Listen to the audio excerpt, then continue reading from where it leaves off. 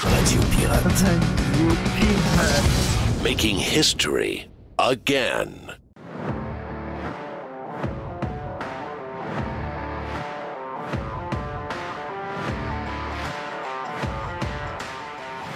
À compter de vendredi prochain, Radio Pirate Live va vous présenter pour les cheap qu'on adore taquiner.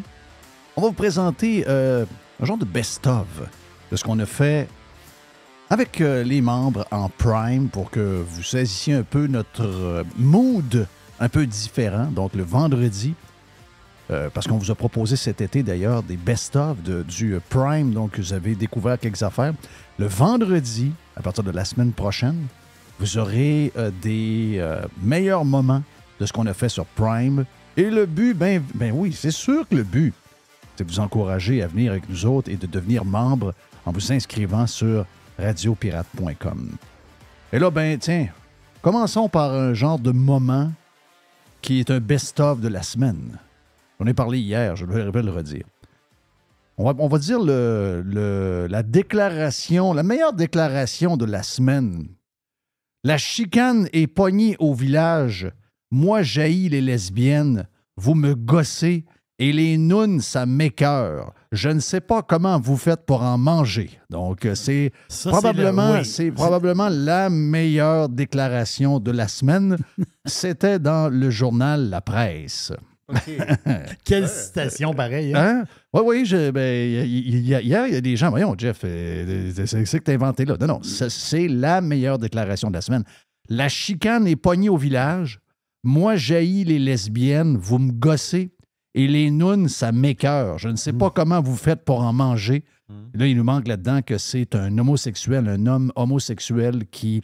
parce que cette semaine, les lesbiennes ont dit qu'au village, dans le village gay à Montréal, les lesbiennes se font intimider et la diversité n'existe pas vraiment dans le village même. Jerry était salué, mon ami. Même chose également pour Mr. White. On vient de finaliser un Prime avec notre chum Carlos de Punisher. On a parlé d'un paquet d'affaires. On a parlé de films. Je ne savais pas que Mission Impossible était un flop. Ou c'est un flop. Je savais pas que le film était mauvais. Moi, je pensais pas que Tom Cruise pouvait faire des affaires mauvaises. Je suis un peu déçu. J'avais vu les previews de ça. J'avais comme un peu hâte de le voir. Je suis pas un gars de cinéma mais je me suis dit, écoute, au moins à l'automne, on va voir en streaming le film.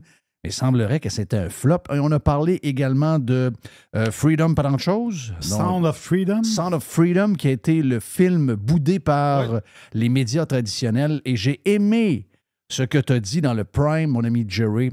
Parce que je me demandais, je dis, comment ça se fait qu'un film si deep, tu sais, c'est un film qui est distribué par des Mormons, il est financé par QAnon, c'est des conspirationnistes, l'acteur en est un, etc. Oui, mais on s'en fout, là, des acteurs débiles, il y en a plein Hollywood. Là, je veux dire, on verra pas un film de Sean Penn, on verra pas... Johnny Depp, il est spécial. Ben oui, Johnny Depp, c'était malade dans la tête. Là, je veux dire, on ira pas voir des films de Johnny Depp.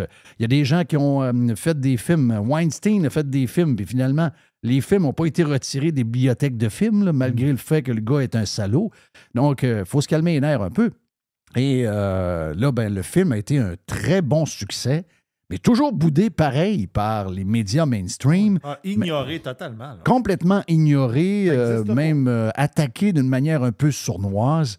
Et Jerry a dit, puis là, j'essaie de comprendre pourquoi le sujet du film, qui est tu sais, des enfants qui sont... Le trafic des enfants pour le sexe, en fait. Exact, le trafic des enfants pour le sexe. Dégueulasse. Là. C'est un sujet qui est universel. Universel. Ni de gauche, ni de droite. Peut-être que les gens de droite aiment plus les enfants pour les protéger et tout ça. On a peut-être plus d'intérêt à ça. On voit ce qui se passe avec les drag queens, puis on voit toutes les histoires alentour de parents qui s'amusent à mettre des enfants... un peu trans ou soit carrément drag queen sur les médias sociaux, alors que ça nous rend plus mal à l'aise que d'autres. Mais pour la gauche, ça semble bien cute. Donc, il y a peut-être un petit côté de ça avec lequel ils sont très à l'aise, eux. Mais ce que Jerry m'a dit, pour me faire comprendre ce qui se passe avec ce film-là et le fait que les médias l'ont boudé au cours de l'été et que ça a été un méga succès malgré ça, c'est que la gauche veut décider des sujets. Ah oui, J'ai adoré ça. J'ai adoré ce que tu as dit Ça, là-dessus. c'est pas leur sujet, eux autres. Non. Ils ont plein d'autres sujets. Beaucoup de grénitude, ils ont plein. Des sujets, ils en ont plein. Mais celui-là, c'est pas leur sujet, eux autres. C'est le sujet, les gens qui sont inquiets par rapport à ça. Les gens qui ont pris conscience, justement, du trafic humain. Le trafic humain, là, c'est de l'esclavage. Là. C'est dégueulasse. Là. C'est terrible. Là. Mais ceux qui sont... Autrement dit, regarde, moi, un bonhomme qui s'en va en Asie du Sud-Est, seul en vacances... À chaque année. À chaque année, moi, ça m'écoeure. Il va pas là pour voir le paysage de la jungle, puis il s'en va pas là, autrement dit... Pour découvrir les marchés. Découvrir les marchés, puis la nouvelle bouffe de la place. Là. Il va pas là pour ça. Là. Il va là pour taponner des enfants. Mais moi, ça m'écoeure. Puis ça, c'est un sujet peut-être que du monde qui s'en fout. Moi, ça, c'est un sujet qui me touche. Ils vont pas juste en Asie du Sud-Est. Il y en a qui passent des hivers au Brésil. Au Brésil, c'est ça, là. Les hivers au Brésil, là, qui est l'été là-bas, ils s'en vont pas au Brésil parce que c'est safe. Là. Ils s'en vont au Brésil parce que... Bon, ils peuvent aimer des chimères des fois, mais ils s'en vont au Brésil parce qu'ils aiment passer l'hiver avec une petite jeune à qui ils peuvent juste y payer des repas, puis ils la gardent dans leur condo, puis elle devient leur esclave sexuelle pendant 4 mois de temps. Là, tu as le bonhomme qui arrive à la pharmacie, parce qu'on le sait, les gens qui s'en vont à l'extérieur du pays pendant un certain temps, ceux qui ont des prescriptions, puisque tu vas à la pharmacie ici au Québec, tu as une prescription pour 1 mois. T'sais. Mais souvent, quand tu pars plus longtemps, ils peuvent t'extensionner une prescription. On le voit. Là, il y a du monde qui le font, qui s'en vont longtemps. Imagine-toi, là, le gars il est au comptoir d'une pharmacie au Québec. Et il fait extensionner sa prescription de Viagra pour, mettons, 3 mois, parce que lui, il s'en va 3 mois en Asie du Sud-Est. Bien, c'est pas compliqué. Le bonhomme, il est bandé pendant 3 mois de temps avec des enfants. Là. C'est aussi simple que ça. Là. Ben oui. Et moi, ça, là, je peux pas supporter ça. Là. Ça, je deviens très, très, très violent quand j'entends ça. Je suis pas capable. Tu sais, moi, j'ai zéro violence en dedans de moi, mais là, tu me dis ça, là, puis on dirait que je perds le contrôle oui, de moi-même. Moi, je perds le contrôle. Ah oui, je perds le contrôle de moi-même. Mais tu as raison. Mais c'est un sujet qui... Mon point, c'était ça, c'est que c'est un sujet... Puis il y a les gens plus de gauche, c'est pas leur sujet, ça. Les autres, on dirait ça. Je te dis pas que ça les dérange pas. C'est pas leur sujet. C'est aussi simple que ça. Donc, eux autres, ils ont leur sujet. Mais la vie, là, c'est tout le monde. Ce film-là, qui a eu un succès, on le dit, là. Je pense que c'est la première fin de semaine qui a battu Indiana Jones? Oui. Ben, Indiana Jones, quand même. Là, malgré que les médias l'ont ignoré, le monde a décidé d'aller le voir. Exact. Puis le nombre de salles, parce que c'est ça que Carl a dit, ils ont réussi quand même à avoir un nombre de salles assez intéressant. Et quand même, tu sais, ils ont eu quoi, 3400 salles aux États-Unis, je parle. Je parle des États-Unis. Indiana Jones en aurait eu à peu près 6000.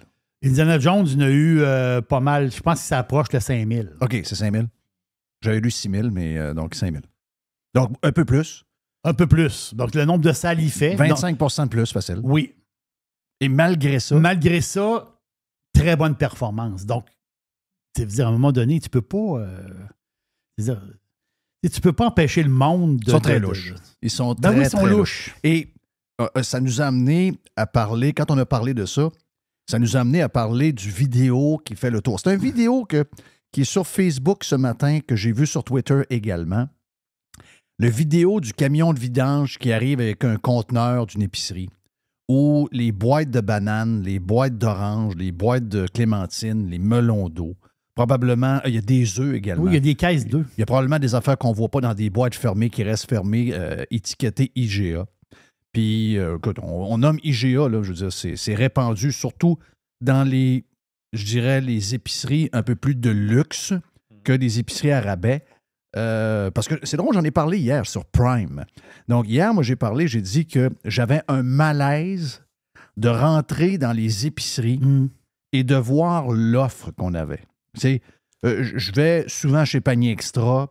Et Panier Extra vit justement de ces épiceries-là qui prennent trop de stock puis qui finiront pas par le vendre, puis sont bousculés par le temps, puis ont besoin que Panier Extra liquide le stock parce qu'ils en ont trop pris. Donc, pour Panier Extra, puis pour nous autres, bien, Panier Extra, c'est un cadeau du ciel, surtout à ce temps-ci, avec le prix de la bouffe.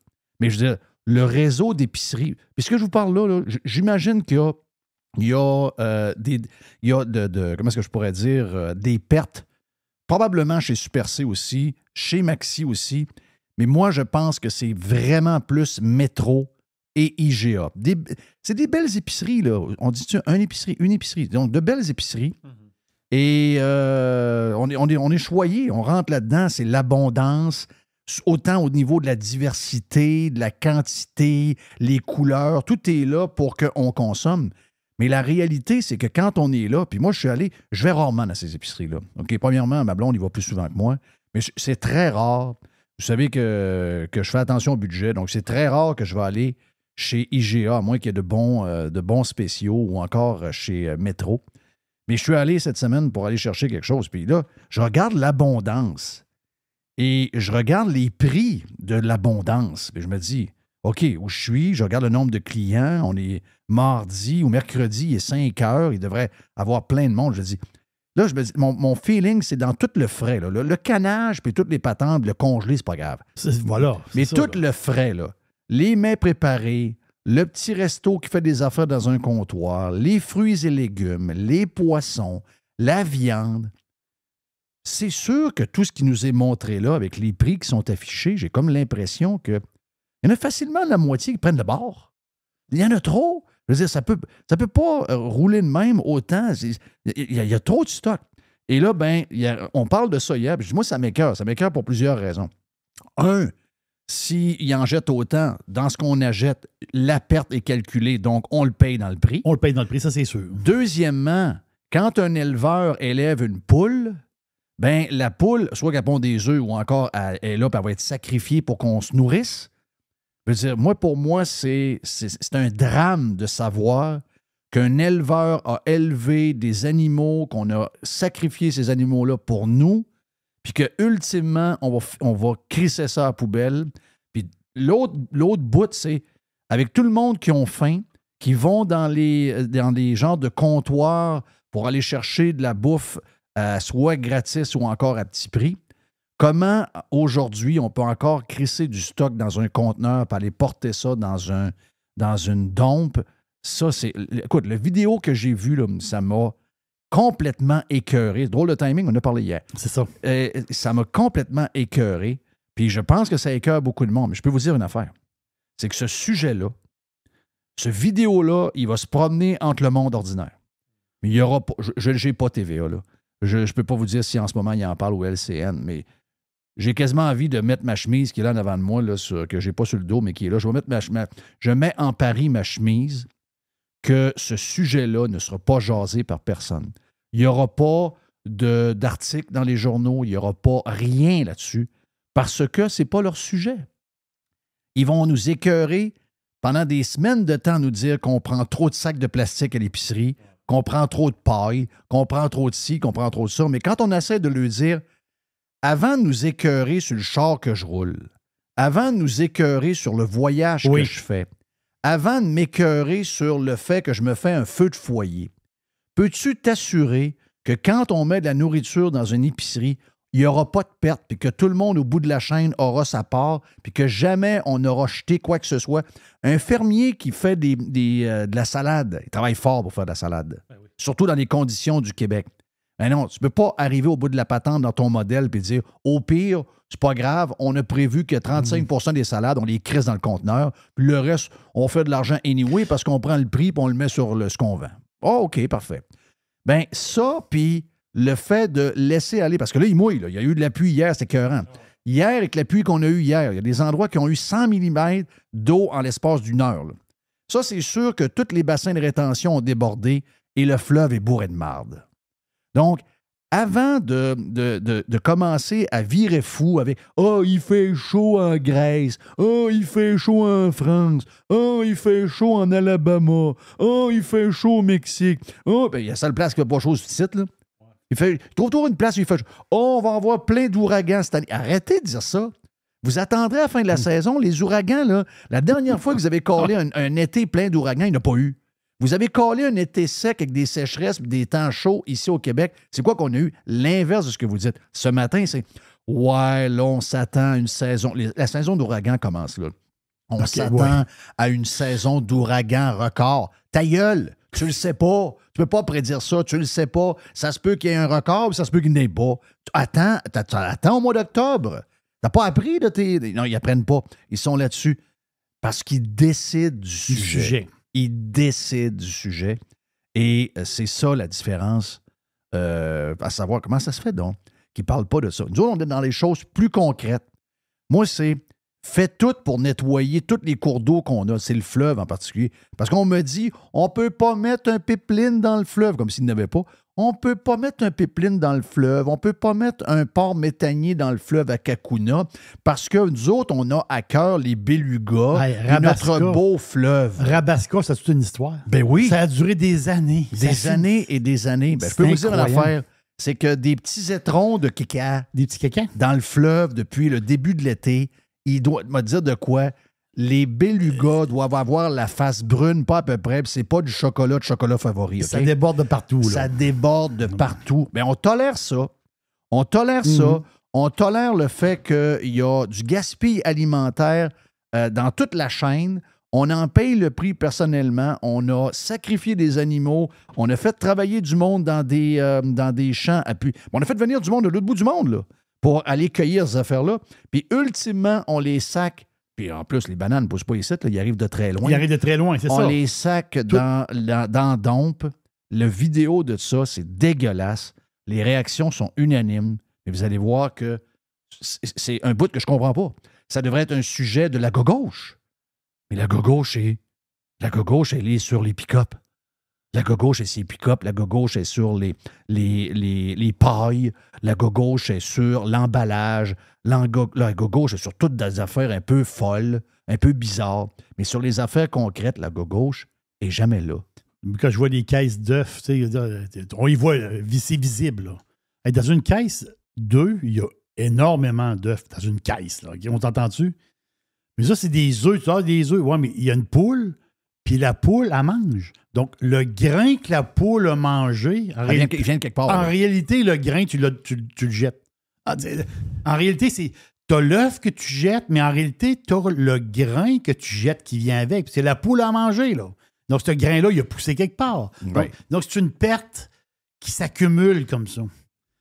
Puis hier, ton intervention, c'était fantastique. Puis j'ai eu 2 messages. Oui. C'est drôle parce que les 2 messages, c'est 2 personnes différentes, mais ils m'ont dit qu'eux autres, je te dis pas que ça règle le problème.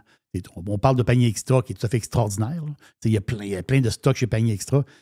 Cette personne-là m'a parlé de Food Hero. Est-ce que ça te dit quelque chose, l'application Food Hero? Exact. Oui, je sais quoi. C'est une application qui permet d'acheter justement du stock qui va être périmé bientôt. C'est ça. Mais moi, je connaissais le nom, mais je ne connaissais pas l'application. Puis là, hier soir, je me suis amusé. J'ai dit, je vais loader l'app, je vais regarder ça. Puis je trouve ça pas pire. Je pense que je vais m'en servir dans le sens, je veux l'essayer. Donc, j'ai trouvé ça le fun. Il y a du 50 du 40 sur des... Oui, puis c'est niaiseux, hein? Parce que ce que tu parles là, c'est... Puis quand je vais chez Panier Extra, je l'ai dit à ma blonde souvent, j'ai dit, en plus d'épargner, on vient d'éviter que de la bouffe se ramasse dans la poubelle. Voilà. Parce que quand la date approche, on le fait, Jeff, chez nous. À un moment donné, moi, j'ai acheté du steak haché pour faire quelque chose, puis ça n'a pas donné. Là, je dis, je voulais faire quelque chose. Puis là, ça n'a pas donné. Là, il me restait... Là, je sais que le steak haché... il est cher, là. Oui, il est très dispendieux, mais je ne peux pas le garder encore 3-4 jours. Qu'est-ce que je fais chez nous? Soit une sauce à spag ou une sauce tomate avec ça. Puis j'ai pas le temps de faire la sauce à spag. Qu'est-ce que je fais? Je le congèle. Ben oui, tu le congèles. Les Paniers Extra fait pareil. Les Paniers Extra, ils ont des produits. Puis quand la date approche, ils vont le congeler. Mais est-ce que le supermarché... Mettons que tu vas au supermarché, puis tu aurais une place dans le supermarché. J'invente, là. Je pense à ça. Puis hier soir, j'ai pensé à ça pas mal. Dans le supermarché, tu as une place où tu as des congélateurs. Je comprends, tu as des popsicles, des affaires. Là. Mais une place précise où ce que c'est du stock qui venait à échéance, mais à place de le jeter, on va le congeler. Donc, puis là, tu le mets à rabais. Fait que là, moi, quand j'arrive maintenant pour acheter du steak haché, puis je dis, ah, gars, il y a un paquet de steak haché ici, il était, je sais pas moi, à 15$. Mais c'est marqué la date qui a été congelée. La date qui a été congelée. Donc, je vois le steak haché. Ouais, mais ils veulent pas faire ça. Ils ont peur que tu t'attendes juste ces affaires-là puis que tu prennes plus le frais. Ils veulent plus. C'est ça, ils veulent pas le faire. C'est comme une mentalité, une philosophie de business. Puis, tu sais, je sais que c'est pas les seuls. Là. Il est mieux jeter la bouffe pour qu'elle soit fraîche, puis après ça, que cette bouffe-là soit toujours vendue au prix maximum. T'sais, le fameux rabais là, qu'ils mettent avec le collant, mettons à 3 heures l'après-midi, ils font le tour, là, puis ils arrivent avec un 30% sur une. As-tu remarqué qu'il n'y en a pas tant que ça? Il n'y en a pas beaucoup. Il n'y en a pas beaucoup. Non, il n'y en a pas beaucoup. Moi, mes enfants sont à l'école, sont à l'extérieur. Donc, eux autres, ils checkent ça. Ils savent que. Ma fille est à Moncton. Donc, ils savent que le Walmart à Moncton, à 3 heures l'après-midi, ils mettent des étiquettes. Ils ne sont pas riches, là. T'sais, ils vivent pas riches. Là. Ils font attention, ils calculent le budget pour la bouffe, etc. Mais ils se rendent compte qu'il y en a de moins en moins. De moins en moins. Parce que les épiceries ont peur que les clients deviennent addicts. Et c'est qu'ils n'achètent plus le full prix, tu comprends? Je n'irai pas chez Walmart, mettons, je vais y aller en fin d'après-midi parce que je vais profiter, je vais ramasser un poulet qui a un rabais dessus, puis je vais en profiter pour acheter de la viande avec des rabais dessus. Donc, exact. Le monde va changer leur habitude, puis c'est ça qu'ils veulent pas. Ils veulent pas. Justement, en réalité, ils veulent nous vendre cher. C'est ça. Exact. Regarde, vidéo écœurante, je ne l'ai pas vu, vous allez le trouver. C'est vraiment une vidéo dégueulasse.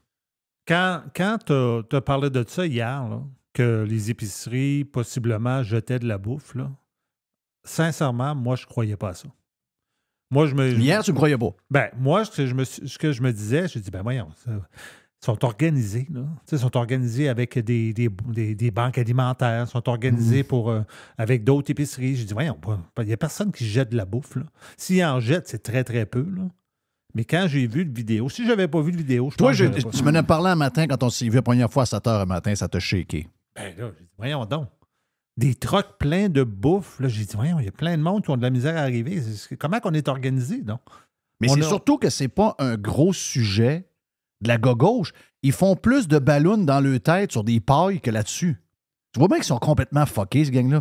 Anyway, on fait une pause, on vient dans un instant. Vous êtes sur Radio Pirate Live, vendredi, week-end, parce qu'on l'a lancé hier avec l'aubergiste. On vient là. On vient prochaine seconde, quelques minutes, tiens.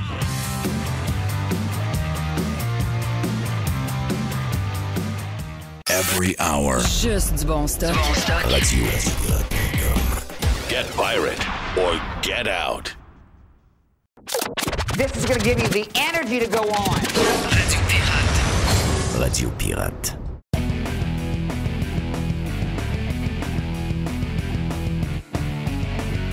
On a connu Steph Lachance pendant la crise COVID.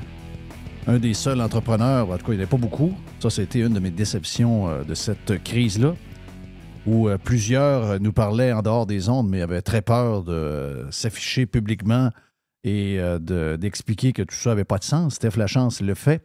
Lui, son entreprise a été passablement chambardée pendant cette crise-là. Par après, il s'est impliqué justement avec la gang de Éric Duhem. Éric est de bien de bonne humeur. J'y ai texté hier pour savoir comment est-ce qu'il allait, genre d'été qu'il y avait eu.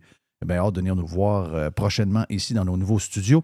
Et Steph a passé, je vous dirais, assez proche. Un des candidats top 3 facile, des candidats qui auraient pu battre un des caquistes a passé proche contre Éric Kerr dans le coin de la Pelletrie, donc ancienne Lorette et débordage de ça un peu.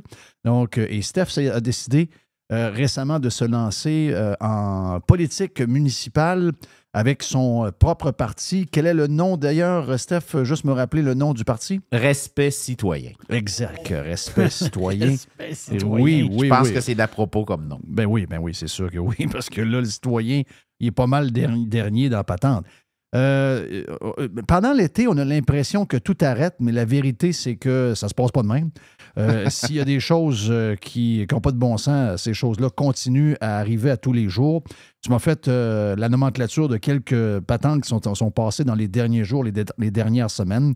Donc, la bonne nouvelle pour les gens qui font du vélo, moi, le vélo, regarde, bravo à ceux qui en font, mais des fois, je trouve que j'ai de la misère avec le vélo. Je comprends pas. Il y a une affaire. Je me suis pogné avec quelqu'un en vélo cet été. Je ne suis pas anti-vélo. Mais je comprends pas que quand c'est à moi à tourner à droite, puis que quelqu'un arrive à pleine vitesse en vélo, que lui, il n'y a pas de stop. Et là, ben moi, en tournant, le gars a manqué rentrer dans mon auto parce que je tournais, mais je l'avais vu. Mais je me suis dit, mais oui, mais lui, il s'en vient. Donc, il va faire comme les autres. Là. Il y a un stop. Il faut qu'il fasse son stop. Et là, il a commencé à me crier des bêtises. Et là, j'ai arrêté et j'ai dit, écoute bien. J'ai dit, dans ma tête à moi, on est à la même place. On est sur la route. Tu es en vélo. Moi, je suis en auto. Je comprends que ta sécurité est en jeu. Mais je veux dire, moi, je te voyais arriver et je me disais, bon, il y a un stop. Il va faire son stop. Mais semble-t-il que les vélos ne font pas de stop. Bon, OK. Donc, j'ai appris quelque chose cet été. Mais dans ma tête, ça ne fonctionne pas. Mais anyway, ce sont des gens qui sont quand même privilégiés. On met beaucoup d'argent dans la cagnotte et on leur fait des pistes cyclables. Il y en a une qui a été faite, qui avait été annoncée par Marchand il y a quelque temps. Exact. Et Marchand l'a déjà fait tout de suite sur le chemin Sainte-Foy.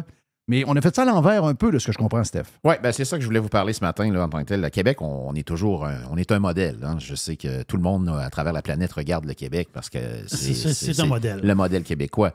Alors, ce qui est un peu surprenant dans le cas de la piste cyclable qu'on a construite sur le chemin Sainte-Foy, c'est qu'on a construit cette piste-là en moins de 2 mois. Donc, on a annoncé ça en mai et depuis juillet, là, l'asphalte a été posé. Ils vont bien vite. Les lignes, les bollards, là, les espèces de poteaux, on appelle ça des bollards. Là, j'ai l'air bien intelligent, mais c'est parce que je l'ai appris en lisant le dossier.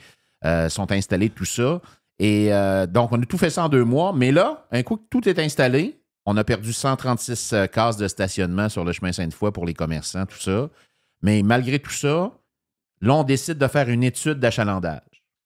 Alors, j'ai de la misère avec la logique là-dedans. Habituellement, tu fais une étude qui vient justifier ou non ton investissement, puis là, tu procèdes ou pas. Mais là, eux autres, ils ont fait la piste. Puis après ça, là, présentement, on est en étude d'achalandage. Moi, personnellement, il y a environ 2 semaines, avec une amie, je suis allé de 18h30 à 20h30 faire une marche en faisant le quadrilatère Hollande, chemin Sainte-Foy, René Lévesque.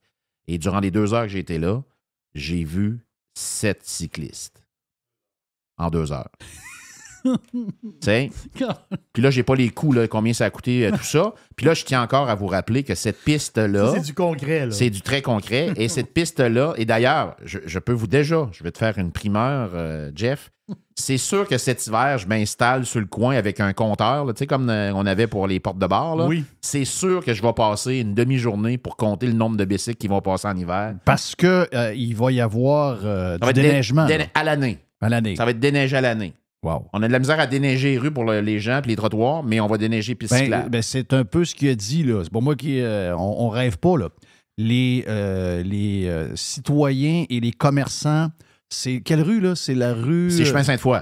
Non, mais la rue là, qui n'a pas été déneigée cet hiver là, pendant le carnaval et le tournoi de c'est, là. voyons, le quartier. La rue Cartier. C'est la rue Ils ont été obligés Cartier. d'engager un entrepreneur privé. Oui. Exact. Et là, ben, le maire a dit, ben là, si vous voulez être déneigé tout le temps de même, vite, comme on a toujours été déneigé, il dit, il va falloir peut-être monter les taxes. Puis il y avait une bordée de neige le vendredi. Puis le samedi, la job n'était pas faite, mais c'était pendant le carnaval. Il y avait du monde en ville, c'était plein de monde, puis la rue Cartier n'était pas déneigée. Ah ouais. Il y a comme une priorité, veut pas. Mais il nous a dit au printemps, le maire Marchand, que si vous voulez que les rues soient bien déneigées, il va falloir monter les taxes. C'est ça qu'il a dit. C'est ça qu'il a mais dit. déjà, attends un peu, là. C'est le bout que je comprends pas. C'est ce qu'il a dit. Je comprends, mais moi, quand je paye des taxes présentement, y a-tu du déneigement dedans? Ben, normalement, oui. Ben là, pourquoi que je paye déjà? C'est parce que là, il nous a parlé de tout l'enjeu, les camions déneigement, c'était une grosse cause de pollution et de ci, et de ça, et de ça. Mais ce que je trouve un petit peu ridicule, bon, mis à part le fait de faire une étude d'impact là, après la réalisation du projet, je veux quand même rappeler aux auditeurs qu'il il y a toujours 900 résidences du lac Saint-Charles qui sont situées autour du lac Saint-Charles, qui est considéré comme la puise d'eau de la Ville de Québec. Hein. Je pense que c'est la principale puise d'eau. Ben, il y a deux prises d'eau. Il y a le fleuve pour le parti ouest et il y a la grande majorité dans le centre, puis à l'est, c'est le lac Saint-Charles. Le lac Saint-Charles. Ben, il y a 900 résidences qui sont toujours pas actuellement connectées au réseau d'égouts de la Ville de Québec, donc qui utilisent des fosses septiques. Alors, je pense que ça devrait être une priorité. Probablement par droit acquis encore là, mais on s'entend que ça ne doit pas être les normes d'aujourd'hui. Là. Donc, ça veut dire que quand il mouille, le stock qu'il y a en dedans, l'eau descend, s'en va vers le lac, donc ça finit dans le lac. Là. Ça pimente un peu le lac. Oui. Puis je tiens aussi, cet été, on a appris qu'il y a des... Puis là, peut-être Jerry pourra peut-être me parler plus du coin. Saint-Ville. Oui. Il y a un coin à Charlesbourg qui, depuis 12 ans, les résidents, lorsqu'il y a une grosse pluie, comme on a eu lundi, là, des grosses averses... C'est sur le long boulevard Laurentien en montant. Et ces gens-là subissent des refoulements d'égouts. Il y a eu 3 refoulements en 12 ans. 3 fois en 12 ans, exactement. Et la Ville de Québec est mise en cause parce qu'on dit que c'est vraiment le système de la Ville qui n'est pas assez performant. Trop petit. Trop petit, probablement qui était fait pour un certain nombre de personnes. Il y a eu du développement, puis maintenant, il ne suffit plus. Mais ces gens-là sont en panique. Ces gens-là payent des taxes, mais malgré tout ça, ils vivent un stress constant lorsqu'il pleut. Les gens ont dit, à chaque fois qu'il pleut, on est stressé. Ils doivent être stressés souvent, les autres. À chaque fois qu'il pleut, on est stressé. Ouais. Mais tu sais, mais alors là, je comprends pas. Là, des pédaleux lèvent la main pour avoir une piste cyclable.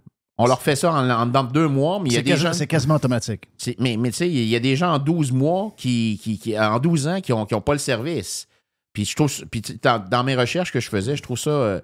j'ai trouvé un autre point c'est un point mineur, mais je veux quand même le mentionner. Pierre-Luc Lachance, qui est le conseiller municipal du district Saint-Roch-Saint-Sauveur, qui est le responsable du transport, de la mobilité, de la circulation et de l'entretien des voies de circulation. Donc, en réalité, là, tous les commentaires négatifs qu'on a eus sur le déneigement depuis l'arrivée de l'équipe Marchand, ben indirectement, c'est lui qui est responsable de ça. Ben, j'ai su, justement, puis ça vient un petit peu, je pense que ça vient confirmer la situation, c'est quelqu'un qui ne possède pas de voiture.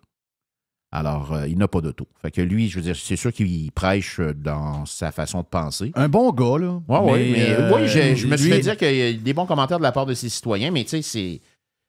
Faut, quand on est représentant... faut vivre comme les citoyens. Il faut vivre comme les citoyens, mais il faut les écouter aussi. À un moment donné, tu es là pour les représenter. Tu n'es pas là pour faire tes objectifs personnels. En tout cas, moi, c'est de la façon que je vois les choses, puis c'est pour ça que j'ai décidé de m'impliquer. Mais à un moment donné, tu n'es pas là pour faire ton agenda personnel. Tu es là pour faire ce que les gens te disent de faire. En tout cas, moi, c'est comme ça que je vois ça. Puis c'est comme ça que je veux m'impliquer. Alors, mais à un moment donné, là, tes objectifs, parce que je sais que M. Lachance a dit à quelqu'un à un moment donné qu'il l'a un petit peu invectivé dans un supermarché qu'il n'y en aurait plus d'auto à Québec. Il n'y en aura plus. C'est ça qu'il a dit. On n'en veut plus d'auto à Québec. Okay. Ben non, il n'a pas dit ça. Là. Il a dit ça. Il a dit ça à un citoyen. Voyons. Mais tu sais, c'est ça. Mais là, c'est quelqu'un...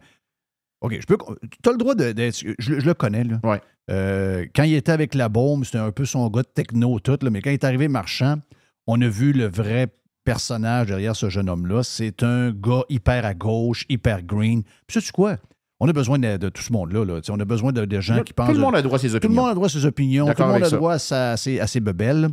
Mais tu l'as dit, quand tu deviens un représentant d'une patente, là, il faut que tu deviennes plus pragmatique. Il faut que tu commences à regarder les affaires. Si quelqu'un représente des citoyens d'une ville, puis que sérieusement, il a dit à quelqu'un que ce qu'il veut, c'est plus de char à Québec, le gars va pas bien. Là. Le gars, il est plus sur le poste pantoute. Le gars, il a pas groundé. Il a perdu le jugement. Ça là, on va vous dire une affaire. On va revenir ici dans 2000 ans, on va encore avoir des... Ils sont encore là, il va encore avoir des chars. Là. Il va encore avoir des chars, il va avoir des camions, il va avoir des avions, il va avoir des affaires, ça c'est clair.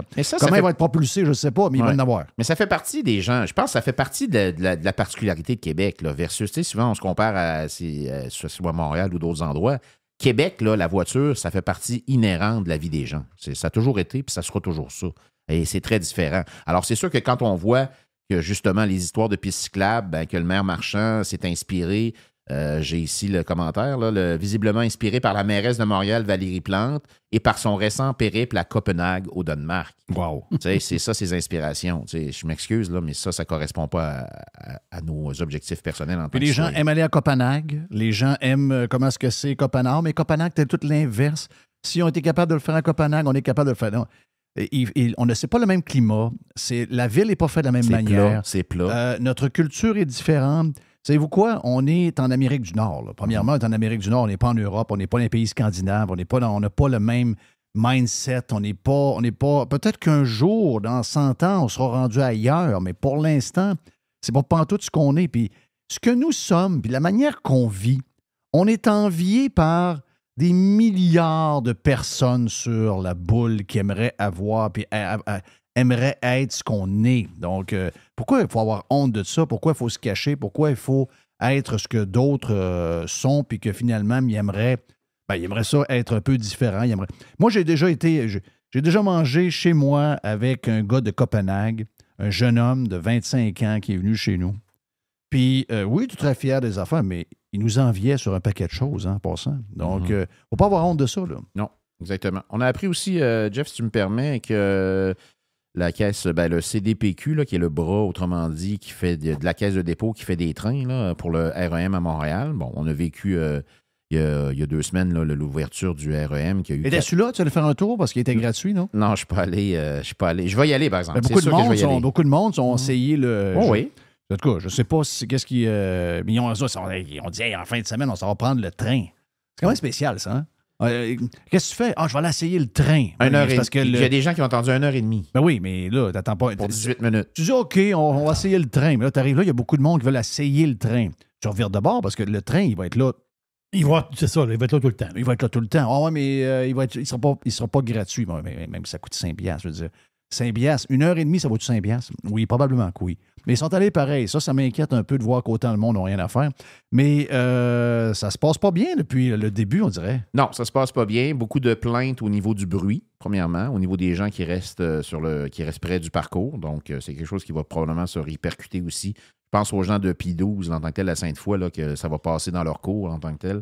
Ou les gens de la rue des Canotiers, près de l'usine Rotman de cigarettes, là, où le tramway va passer à 4 pieds des murs de la maison. Wow. Alors, ces gens-là à Montréal nous disent qu'au niveau du bruit, c'est infernal. Et ça, c'est... Mais ça reste pas pratique bien. J'ai vu un gars là, hier, le gars qui est handicapé, je ne sais pas s'il est en chaise roulante. Ça. Il pèse, c'est un monsieur, en tout cas, il y a un problème de mobilité, il pèse 175 kilos. Puis lui, avant, il prenait le transport par autobus, qui le desservait très, très bien. Et là, parce qu'il y a une clause de non-concurrence où ce que les autobus n'ont plus le droit de passer sur le pont Champlain. Exactement. Alors, s'il faut qu'il prenne le REM, mais là, il dit que c'est rendu l'enfer. Et ça a pris 1h30 en tant que tel se rendre à sa destination. Puis il est arrivé à son lieu de travail, il était tout en soir. Alors lui, qui était habitué... Il va s'acheter un char. Oui, il va s'acheter une voiture, puis il dit c'est terminé le transport en commun. Parce qu'il dit, moi, ça ne correspond plus à mes objectifs. Et ça va arriver, ça, ici aussi, là. Les gens pensent... On nous a vendu supposément le projet de tramway ici à Québec en disant que les gens vont éliminer la deuxième voiture et ci et ça. C'est pas vrai. Ça peut fonctionner pour certaines personnes au niveau de la ville-centre, au niveau de Montcalm, au niveau Vieux-Québec, Limoilou. Oui. Mais ils n'ont probablement pas de deuxième voiture déjà. Il n'y a personne à Sainte-Foy qui approche qui va vendre son auto. Il n'y a personne à Beauport ou à Charlebourg qui va vendre son auto. Là. Et je veux dire, ça n'a pas de maudit bon sens. Puis là, en plus, on a su que justement par la caisse de dépôt, là, le CDPQ Intra, là, ça, c'est le bras qui s'occupe de faire des réalisations qui sont en charge du REM. Bon, on a su que pour la partie de Griffintown, qui était supposée être livrée en 2024, là, on nous annonce que ça a été mis sur la glace jusqu'en 2027. Alors, ma question, c'est, parce que là, je pense qu'on s'aperçoit aussi que c'est pas... il y a des ajustements à faire, le bruit, tout ça. Pourquoi ces gens-là sont capables de faire des pauses ou des moratoires? Nous, c'est ce qu'on a demandé depuis le début, d'avoir un moratoire sur le tramway. Parce que ce soit un tramway sur roue, que ce soit une autre sorte de transport, le problème, c'est qu'ils ont choisi le pire des moyens. C'est le moins efficace, celui qui va causer le plus de problèmes. Alors, ce qu'on demande, si Bruno Marchand voudrait regagner un peu de crédibilité, il devrait faire ce qu'il a dit. Il l'a dit publiquement, on a les vidéos de ça, que prendre le temps, réévaluer. Mais là, c'est pas drôle, ça presse, ça presse. Ça presse donc bien. Ben, ça presse parce que ça pousse. On veut le projet, on veut le projet. Il y a des gens qui poussent pour ça. Là. Il y a des promoteurs immobiliers aussi que pour eux autres, là, c'est important ce projet-là. Alors, ça presse, ça presse. Puis, encore là, on parlait tout à l'heure d'études d'achalandage pour la piste cyclable. C'est la même chose. Les spécialistes de Transport Québec ont dit au printemps, juste avant les vacances, là, fin mai, début juin, que ça allait prendre 10 ans avant qu'on retrouve l'achalandage des autobus au niveau qui était en 2019 avant la pandémie. Puis là, on s'en va dans un projet de tramway. Ça se peut. Moi, je pense qu'il y a même des chances qu'on revienne jamais à ces chiffres-là. Oui, ça se peut. Comment on peut revenir à ces chiffres-là? Bon, je comprends une petite augmentation de population, probablement, mais je veux dire, c'est clair qu'il n'y aura pas de retour dans les tours de bureaux d'après moi, pour l'éternité. Là. Il va y avoir une journée, 2 jours max. Donc, comment on peut revenir à ces chiffres-là? Je ne vois pas comment on peut revenir à ces chiffres-là. C'est quasiment impossible. Le télétravail est très, très bien installé. Par contre, je ne sais pas si tu en as parlé cette semaine, mais on a su que cette semaine, Zoom avait décidé. Zoom, tu sais, c'est Zoom. On a connu Zoom avec la pandémie. Hein, exactement. Ça les a mis au monde. Mais là, Zoom a décidé de dire à leurs employés là, que là, en fin de compte, ils se sont aperçus qu'au niveau du rendement, ça ne faisait pas. Fait que là, ils les ramènent au bureau. Fait que si Zoom le fait. Zoom là, ramène les employés au bureau, d'après moi. je sais pas, là. Un jour de leur business, c'est de travailler avec du monde qui travaille à l'extérieur. C'est quand même drôle, là. C'est ça. Fait que, tu sais, je veux dire, je comprends. Moi, je me souviens, j'ai un ami là, qui travaille pour Beneva, là, qui est un des c'est comme si McDo demandait à ses employés de devenir vegan.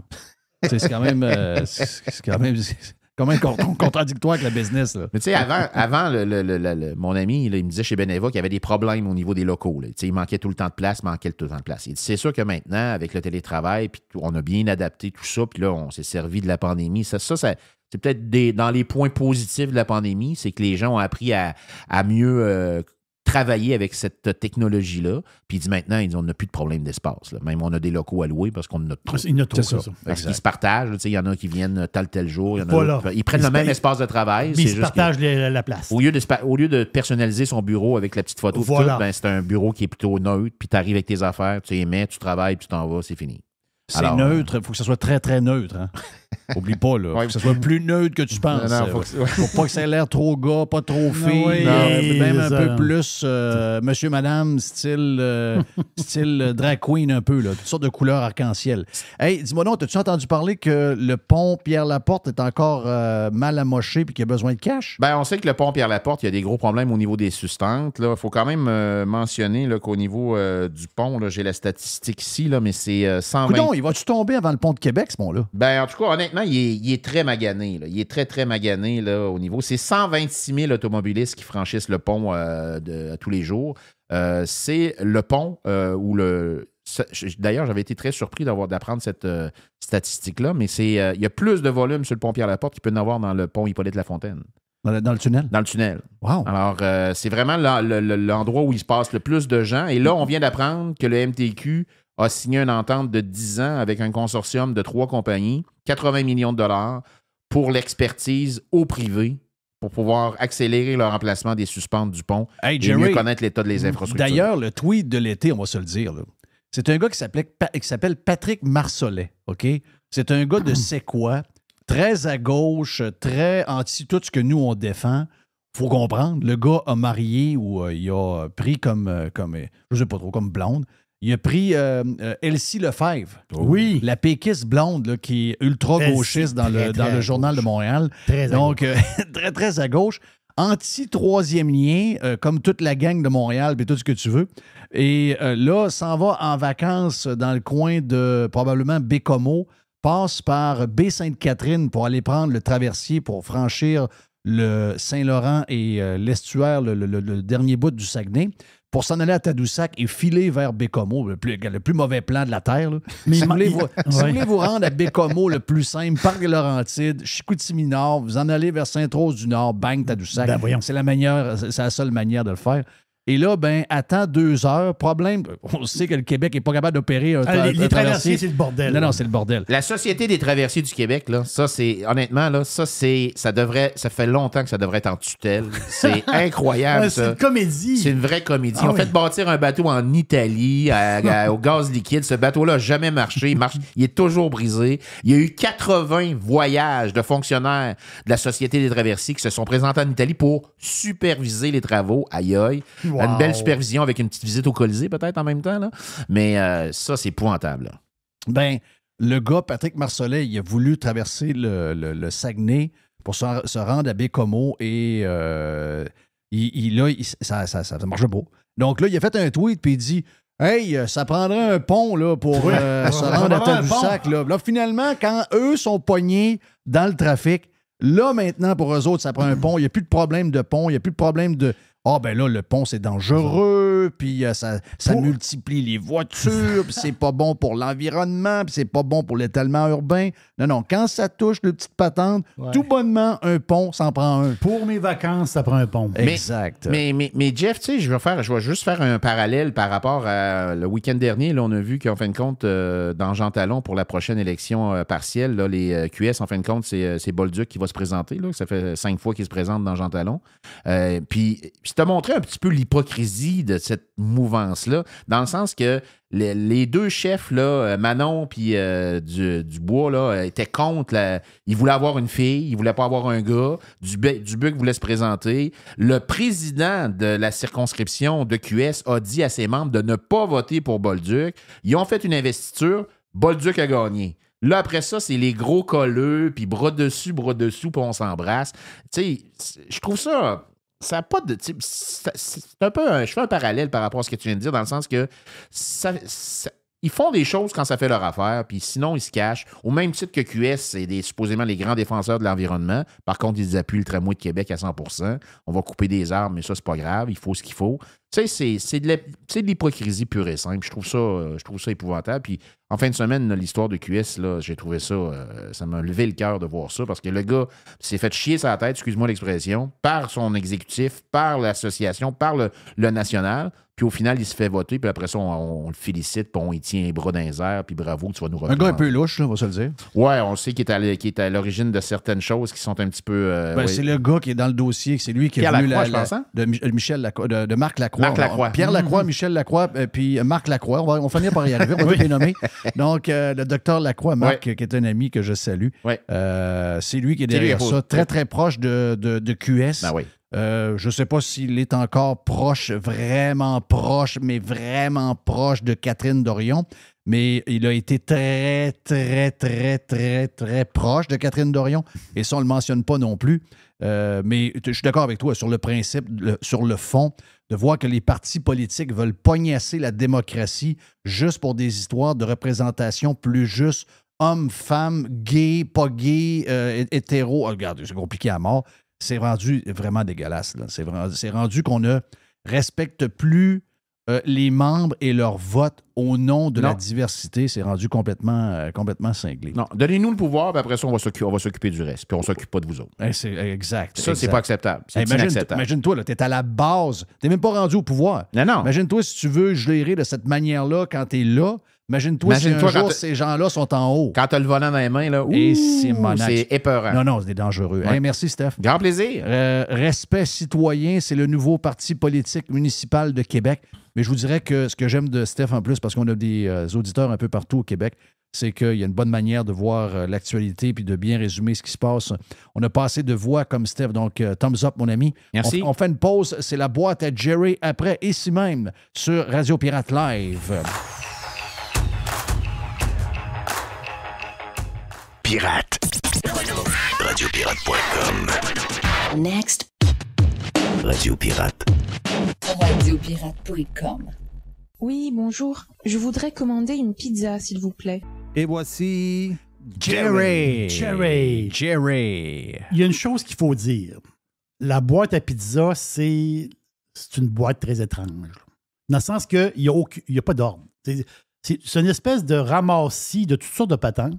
Puis c'est ça qui fait c'est comme une pizza pepperoni il y a un bout avec des piments, l'autre bout avec des ananas. Tu dis, non, c'est quoi toute cette pizza bizarre-là? Moi, tu peux me mettre beaucoup de choses sur une pizza.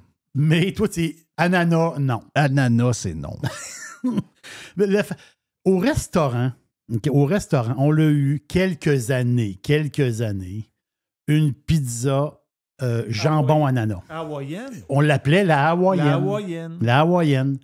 C'était une demande. Il y a eu une espèce de mode, peut-être fin des années 80, je pense, dans ce coin-là. Là. Je vois de mémoire. Là. Quelle mauvaise idée. Pizza hawaïenne. Mais moi, je suis très traditionnel dans la pizza. Moi aussi. Tu sais, j'aime pas... Mettons, la pizza au steak haché, j'aime pas ça. Tu sais. Je comprends pas le but de ça. Là. Une pizza au poulet, non plus. Ouais, mais il y en a des bonnes. Il y en a des bonnes avec des... moi, d'abord, je suis plus wild un peu. Tu sais, j'aime prosciutto. Ouais, c'est sûr. Là, tu tombes dans le classique italien. Ouais, mais là, on s'entend que c'est dans la sauce tomate. Il y a un peu de fromage. Un peu de fromage. Normal. Prosciutto, mais après ça, tu la retires du four, tu mets ton prosciutto. Voilà. Prosciutto à la fin. Puis tu mets ta roquette par-dessus avec du parmesan. Voilà. Non, ça, je comprends. Ça, c'est... Moi, je suis là. J'ai faim, moi. Ben oui, je sais. Non, j'ai faim. Mais on est des jaseux de bouffe, pareil, hein? TikTok nous aide pas 0. TikTok, ça travaille. Non, ça nous aide pas. Ça travaille. Ce qui était bizarre par rapport à la pizza hawaïenne, c'était non, mais les gens demandaient des cerises au marasquin. Ben voyons. Tu sais, t'as la sauce. T'es rendu avec des cerises à pizza, là. Oui. C'était une demande. Donc, la sauce, c'était une genre de sauce aux pommes. Ben voyons.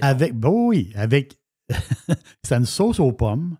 Mais tu peux pas mettre sauce tomate avec des ananas. Là. Ça marche pas, là. C'est pas la même patente.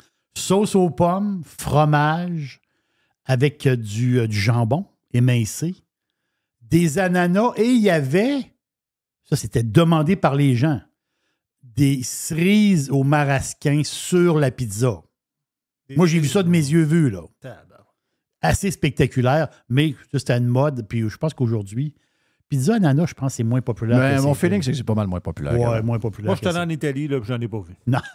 Non. Exactement ça. Qu'est-ce que tu veux? Hey! Mais il faut que tu ailles à Hawaï.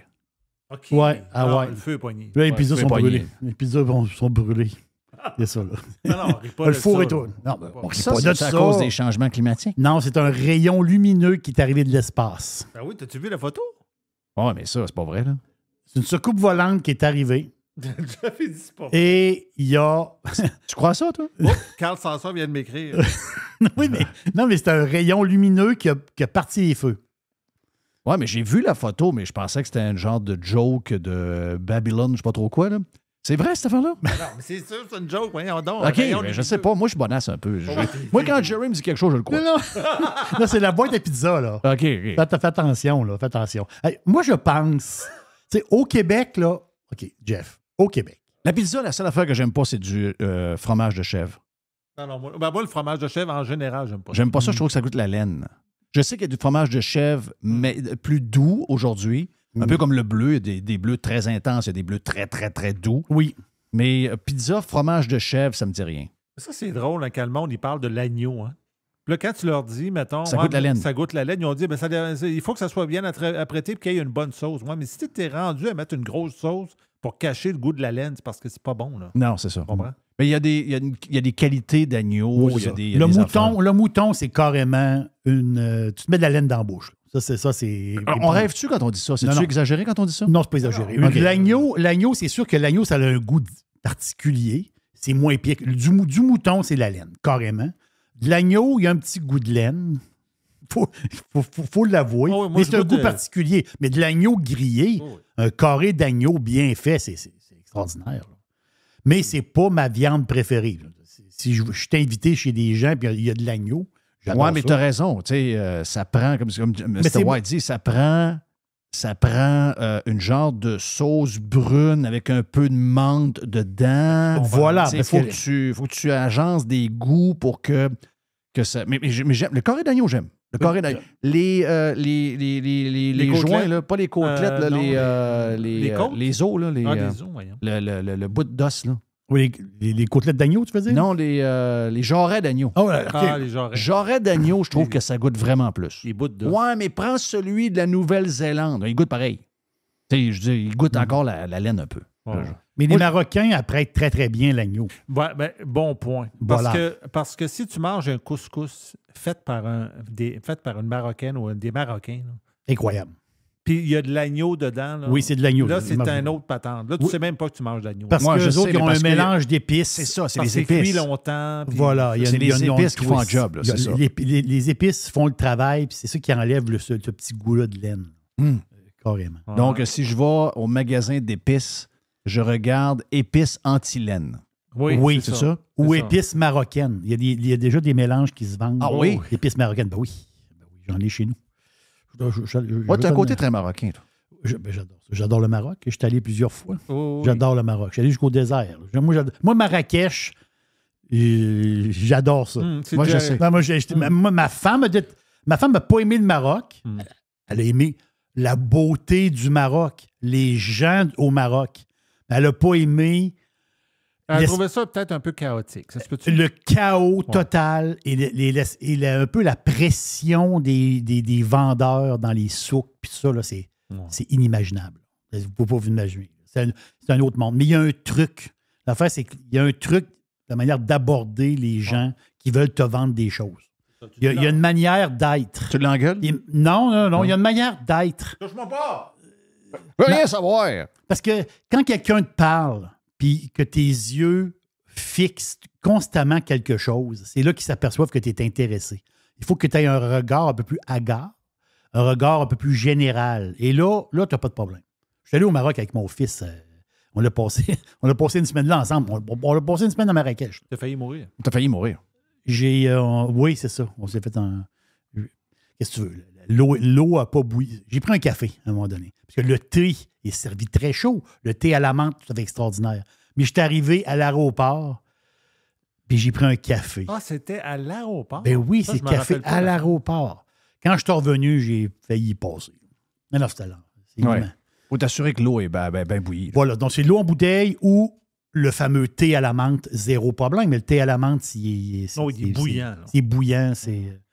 Le thé est extraordinaire. Le Maroc, pour la bouffe, là, si vous aimez la bouffe marocaine, c'est très, très, très. Donc, on est parti de pizza. Oui. On est allé vers le fromage de chèvre. Chèvre. On est allé à l'agneau. L'agneau. On a fini au Maroc. Au Maroc. c'est un Puis aubergiste. Jerry a manqué mourir. Exactement Donc, ça. c'est quand même pas pire. Pas obligé de tourner. Mais c'est ça la boîte à pizza. C'est ça la boîte à pizza. C'est Oui. merveilleux. Yes. Je veux te parler d'un humoriste. C'est un humoriste. Tu sais, au Québec, il faut le dire, au Québec, on a beaucoup, beaucoup d'humoristes. Puis il y en a des bons. Tu sais, je veux dire, il y en a des solides. Moi, un que j'aime beaucoup, vraiment, là, je pense que c'est mon meilleur humoriste. OK. Il s'appelle Normand Lester. Ah oui, c'est normal. Ouais. Imagine-toi si tu le voyais le soir avant qu'il se couche. Oui. C'est ça. Moi, je ne l'ai jamais vu sur scène, mais j'aimerais ça qu'il fasse de la scène. Pour vrai, là. Le gars, il est comique. C'est incroyable. Non, mais C'est un gars spécial. C'est un gars très spécial. là... non, mais... Il est très, très, très spécial. C'est parce que ça fait longtemps que je n'ai pas entendu parler de lui. Ah Non, oui, mais mais- dans le journal tout le temps. Mais autres, parce qu'on lit moins le journal qu'avant, mais il y a des affaires qui circulent sur Twitter de lui. Le monde mais il y a beaucoup de vieux dans le journal de Montréal. Tu sais, Oui. Mme Bombardier est décédée, que Dieu s'occupe d'elle comme du monde. Mais il y a beaucoup de vieux, là. Tu sais, il y a beaucoup de ben, c'est quoi, ils sont là depuis longtemps parce que j'imagine qu'ils sont bons, là, mais Normand, il dérape un peu. Il nous apprend que Donald Trump... Bon, qu'est-ce qu'il a fait? Hey, ça, c'est Ok, rare. non. C'est rare qu'il parle de Donald Trump. oui, c'est ça. Lui puis Loïc Tassé, là, m'a dit, c'est spécial. là. Ouais. Le grand-père de Donald Trump. Qu'est-ce qu'il y a, le grand-père? Parce que Donald Trump, il a quel âge? 70. C'est mettons que le gars, il a 74. Son père est assez âgé. Puis mettons son grand-père, tu sais, ça fait longtemps, là. Le grand-père de Donald Trump, lui, il a fait la ruée vers l'or au Yukon, OK. au Canada. OK. Il est allé à la ruée. On s'entend-tu que c'est une période de l'histoire tout à fait incroyable. C'est-à-dire, c'est des dizaines et des dizaines de milliers de personnes qui s'en vont à une place en espérant de devenir riches. Là. On s'entend entendu, c'est la ruée vers l'or. C'est le désespoir. C'est le désespoir du monde pauvre qui C'est s'en le vont. désespoir et le rêve. Et le rêve. Un mélange. Pourquoi que j'imagine que le grand-père de Biden n'a pas fait ça? C'est bizarre. Non, mais la fait, c'est que Donald Trump, il est-tu méchant? Il est très méchant. Bon. Lui, il est méchant. Mais son Très, très, très méchant. grand-père est encore plus méchant. Il Parce que- est venu voler de l'or au Canada. non. Non? Lui, il est allé il est allé au Yukon, mais lui, il n'a pas cherché d'or. Lui, il a bâti un genre de restaurant, bar, pas tant de choses, et c'était un bordel. Oh! Donc, le grand-père de Donald Trump C'est un vieux cochon. possédait un bordel. Oh! C'est ce que Normand Lester, l'humoriste, veut nous apprendre. Hein? Mais juste dire à Normand, fais-nous la prochaine chronique, fais-nous ça sur la famille Kennedy. Oui. Donc, juste c'est des démocrates, ça, les Kennedy? Oui. OK, parfait. Fais-nous un genre de topo sur la famille Kennedy et comment ça que sa famille-là ont beaucoup d'argent.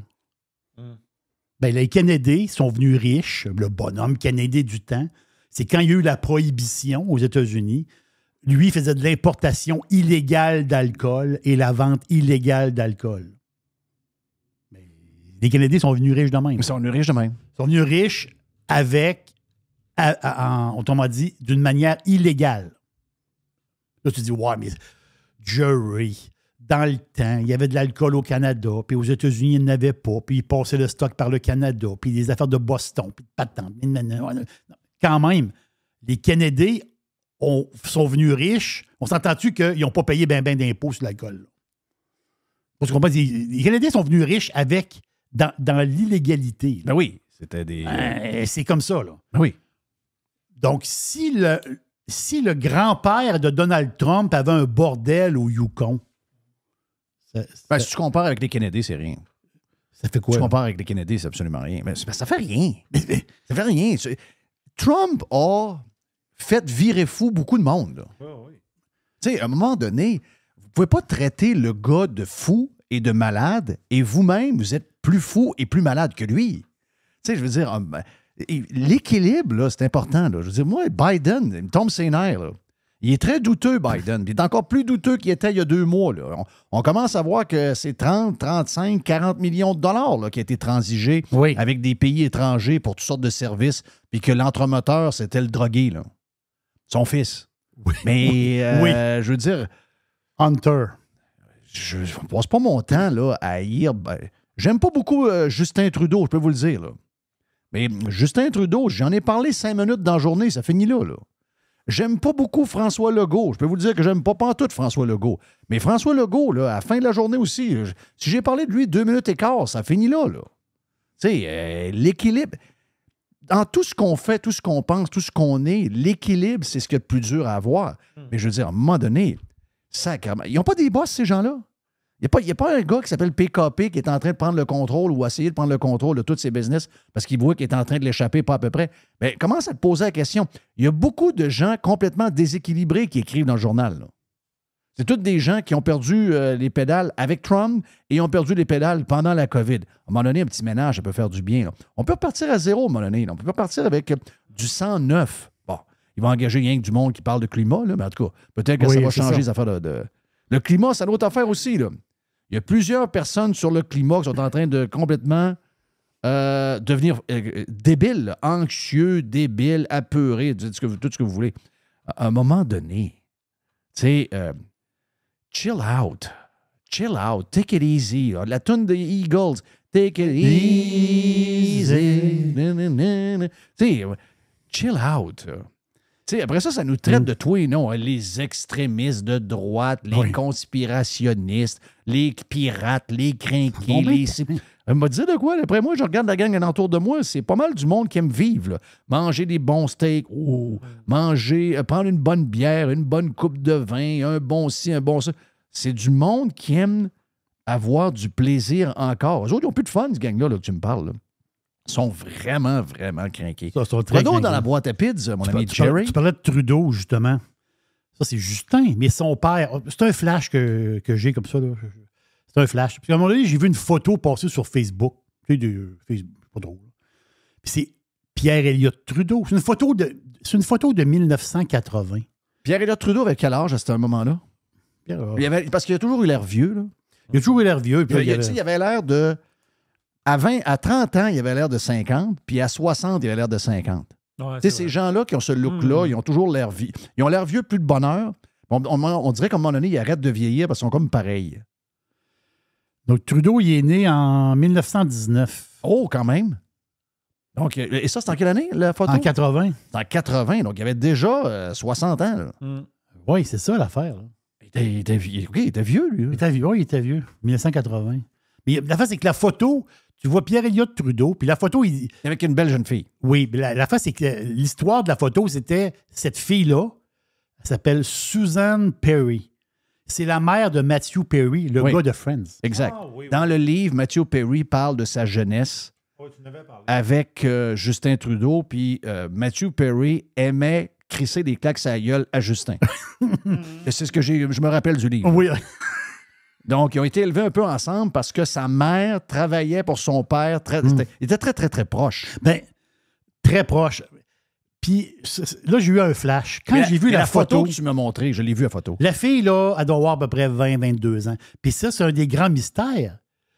Les politiciens, les grands politiciens ont toujours une jeune femme très, très proche d'eux autres. Très belle aussi. Là, c'est une beauté incroyable. Ben oui. Suzanne Perry. La c'est dernière une fois que très j'ai dit belle ça, on femme. a manqué se faire tuer, on était avec Éric Duhem. On s'est fait tirer des tomates comme ça se peut pas, mais c'est la réalité, là. Il n'y a jamais de chaudron à côté des politiciens. Ils ont toujours des jeunes femmes qui s'occupent d'elles, de eux et, Oui, c'est et ça. elles. C'est ça. Ouais, on ne sait plus quoi dire. Là. C'est ça. C'est ça, on ne sait plus.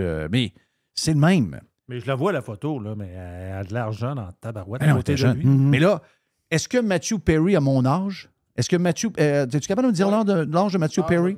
Mon feeling, c'est que Matthew Perry, à mon âge, ça va être un gars de 55 ans, 56 ans. d'après moi. 53. 53 ans. OK, donc.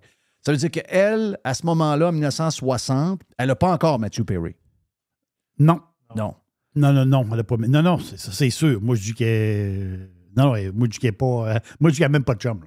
OK. Donc, elle a travaillé longtemps avec Pierre-Éliott Ben Trudeau. oui. Ben oui. là. Exactement. Je soulève une question de même. Est-ce que Matthew Perry a fait faire un test d'ADN? OK. Ben parce que, tu sais, il parle de son père dans le livre, mais son père est un loser. là. OK? On ferait des sauts si tout le monde avait des tests d'ADN. Oui. Tu sais, on a parlé cette semaine de l'histoire à Cape Town. D'ailleurs, Twitter m'a écrit. Hein? Ouais, me dire que ce texte-là, ça avait été publié dans un journal, puis tout avait été un peu arrangé. C'était comme une genre de joke. Non, j'ai dit, c'est donc bien plate. Je trouvais l'histoire écœurante. L'histoire est extraordinaire. C'est une joke. Mais c'est une joke pas drôle. Là. Je veux dire, la vraie histoire était bien plus drôle que la joke. Mais en tout cas, est-ce que tu comprends mon affaire? Si on faisait des tests d'ADN avec beaucoup de monde, on ferait des sauts. Là. T'es parti pour dire QI, hein? On ferait beaucoup Oui, de ça oui, aussi. aussi. Ouais, c'est ça. Aussi. Mais Suzanne Perry, là, elle serait née en 1939. Mhm. Donc, c'est ça. Ça veut dire que donc en 1960, Elle avait 21 ans. 21 ans. Ouais, c'est ça. Elle avait 21 ans. Donc, elle a eu Matthew Perry dans le milieu aux alentours de 27-28 ans. Elle travaillait toujours pour Pierre-Éliott Trudeau. Ben, écoute, Matthew Perry dit, à 7 ans, je m'amusais avec Justin parce que ma mère travaillait avec Pierre-Éliott, avec le père. Donc, elle a travaillé pendant 15-20 ans avec, c'est sûr. Là. Donc, Pierre-Éliott c'est un gars volatile. Oui, il aimait bouillon aussi. Il aimait beaucoup les... Ouais, c'est un homme à femme. Exactement. Moi, ça ne me surprendrait pas que Matthew Perry, son père, ce soit Pierre-Éliott Trudeau. Et que son demi-frère, c'est Justin. OK. Alors, ça sera... C'est Justin, extraordinaire. lui, son père, c'est... Ben, il y en a qui disent que c'est Fidel Castro. Là. Ouais, Moi, c'est ça, je trouve ça un peu tiré par les cheveux. Mais j'avoue que les photos, la ressemblance est très drôle. Moi, je dis que Matthew Perry, son père, c'est Fidel Castro. Ouais, OK. Là, OK, là, c'est... on est mêlés un peu. Là. Oui, ça... Ouais. OK, ouais. Yes. OK, oui, j'essaie de... Oui, OK. Oui, c'est ça. On est dans la conspi, là. Oui. On adore la conspi. Une dernière, Jerry, pour la route. Une dernière, tu as parlé de gaspillage alimentaire. Ça m'écoeure, ça m'écoeure, ça tu en as m'écoeure, parlé ça m'écoeure, hier, ça puis là, m'écoeur. aujourd'hui, ça ressort encore. Ben oui, parce que moi, je suis toujours à l'avance. Oui, T'es tout le temps là. Je suis toujours à l'avance. T'es tout le temps. Mais non, elle a dit, coudon, elle dit, quand t'as parlé de ça hier, elle dit, c'est-tu parce que t'avais vu le vidéo puis il traînait déjà sur Internet? J'ai dit, ben non, pas en tout, c'est ça que zéro. je t'ai dit un matin. J'ai dit, ben non, j'ai jamais vu cette vidéo-là. J'ai vu un matin, une vidéo. Ben, le vidéo est sorti... Quand je l'ai vu un matin, il était sorti il y a 14 heures. OK. Donc, hier soir. Hier soir. Donc, vois-tu, je l'ai parlé hier matin. Hier matin et hier midi. Donc, mon histoire, Jeff, c'est une histoire réelle. Je ne l'invente pas, c'est une histoire réelle. Comme? Tu veux dire que tu inventes des affaires des fois? Non, parce que la personne qui me l'a raconté, je peux pas la nommer. Okay? On s'entend dessus, puis je peux pas nommer. Vous allez comprendre pourquoi, là. Okay? Ouais. Mais Ça, j'aime ça. je vous le jure, là, OK? Je vous le jure. C'est direct de la bouche du cheval. Ah, malheureusement, on n'a plus de temps. OK. Ouais. Oui, c'est ça. Il y a une firme de Québec. Il faut que j'aille le plus large possible parce que. Alors, c'est pas mettre le monde dans la merde. Voilà. Mais l'histoire est vraie. Vraie de vrai. On parle de gaspillage alimentaire ici. Il y a une firme de Québec, un marchand en gros. Marchand en gros qui veut dire, c'est une ancienne expression, ça, qui veut dire de la distribution alimentaire pour la restauration, l'institutionnel, etc., etc. Oui. À une certaine époque, les Costco n'existent pas. Parce qu'on comprend, aujourd'hui, il y a des dépanneurs, il y a des restaurants qui vont chez Costco acheter du stock. Mais avant, il n'y en avait pas de magasin où tu pouvais acheter une caisse. Mais ces marchands en gros-là fournissaient, autrement dit, tous les restaurants, même les hôpitaux, les institutions, où il y a de la bouffe, les écoles, exactement. Et là, vraie histoire, OK. Là, il arrive Pâques. Eux autres, ils vendent des gâteaux de Pâques. Mais des gâteaux de Pâques, pas des petits gâteaux là, de 8 pouces de large, de diamètre. Non, tu sais, des gros gâteaux là, qu'on voit des fois dans... Oh oui. Il y a un gâteau qui nourrit 25 personnes. Oui. C'est des gros Oui. gâteaux. Les gros oui. gâteaux. Donc, eux autres, là, ils ont une batch de gâteaux de Pâques, parce que c'est Pâques, hein, gâteaux de Pâques, et ils n'en vendent pas bien. Le gâteau de Pâques, il est frais, il est dans le frais. Là. Il n'est OK. pas congelé, il est dans le frais. Un peu d'agent de conservation, mais pas tant que ça. Exactement ça. Genre de gâteau, là, un jaune avec des poussins dessus. Là. Un gâteau de Pâques. Fait que le boss, le grand boss de l'entreprise, du marchand en gros, le boss, il dit, bien là, on va attendre un peu après Pâques, puis on va mettre une réduction sur ces gâteaux. Les gâteaux ne se vendent pas. Lui, ce qu'il fait, Même avec la réduction? même avec la réduction, les gâteaux ne se vendent pas. Mais non, mais il y avait donc bien la poche, les gâteaux. Non, parce que, Jeff, quand tu es une semaine après Pâques, tu veux pas acheter un gâteau de Pâques. Je sais pas ce qu'on comprend dans la tête du... Mais si c'est un gâteau de 15$, me le font 3$, me l'acheter, moi. Non, mais je comprends. Mais l'affaire, c'est que ceux qui étaient là, les clients, là, c'était pas monsieur, madame, tout le monde. Les clients, c'était des institutions, des restaurants. Je comprends. Le restaurant, il peut pas te vendre un morceau de gâteau de Pâques Ben quand non, tu es rendu au mois de mai. Oui, c'est ça. Parfait. À moins qu'il enlève l'œuf. Il enlève l'œuf puis le poussin. Parfait. Et là, l'affaire, c'est que lui, il congèle les gâteaux. Il dit, ouais, on va repasser l'année prochaine. Non, il peut pas parce que, tu veux dire, ils vont se détériorer avec le froid et tout ça. Et là, il appelle une place qui nourrit des pauvres. Je ne veux pas nommer le nom. Une place à Québec où ce qui nourrit des pauvres. Donc, on appelle ça donc aujourd'hui une banque alimentaire. Ouais, genre, Un genre de banque alimentaire, mais c'est une place qui nourrit les pauvres. Fait qu'il dit au boss de l'époque, c'est une vieille histoire, mais c'est une histoire, moi, qui m'a marqué à jamais. Il dit au boss, il dit, regarde, il dit, il y avait 30 quelques gâteaux, des immenses gâteaux. Là. On peut être 25 sur le gâteau. Il en avait une trentaine. Il dit, j'ai 30 gâteaux, mais il dit, je les ai congelés, puis viens chercher. Le gars, il dit, ah, pas de problème, je vais aller chercher le gâteau. Le gars, il arrive dans l'entreprise, il regarde les gâteaux, il y en a une trentaine de congelés, là. Il dit, il y a des poussins dessus. Le gars, il dit, mais c'est quoi ces gâteaux-là? Il dit, ben, c'est ça. Il dit, c'est des gâteaux là, les jaunes blancs là, qui sont là avec des poussins. Là. C'est ça, les gâteaux. Le gars qui nourrit les pauvres n'a pas pris les gâteaux. Ben voyons donc, toi. Ben non, il dit, c'est des gâteaux de Pâques. Voyons non. Là, le gars, il dit, mais non, Chris, ils arrêtent. La prochaine Là, fois, il il dit, dit, ce gars-là de coupe-le m'appeler, en va morceaux. aller chercher, moi. Il dit, coupe-le en morceaux, puis donne un morceau de gâteau comme dessert aux pauvres. Ben oui. Le gars, il dit, ben non, on ne peut pas faire ça. Il dit qu'il est pauvre. Le monde, ils vont dire, Chris, c'est un gâteau de Pâques. Ben voyons.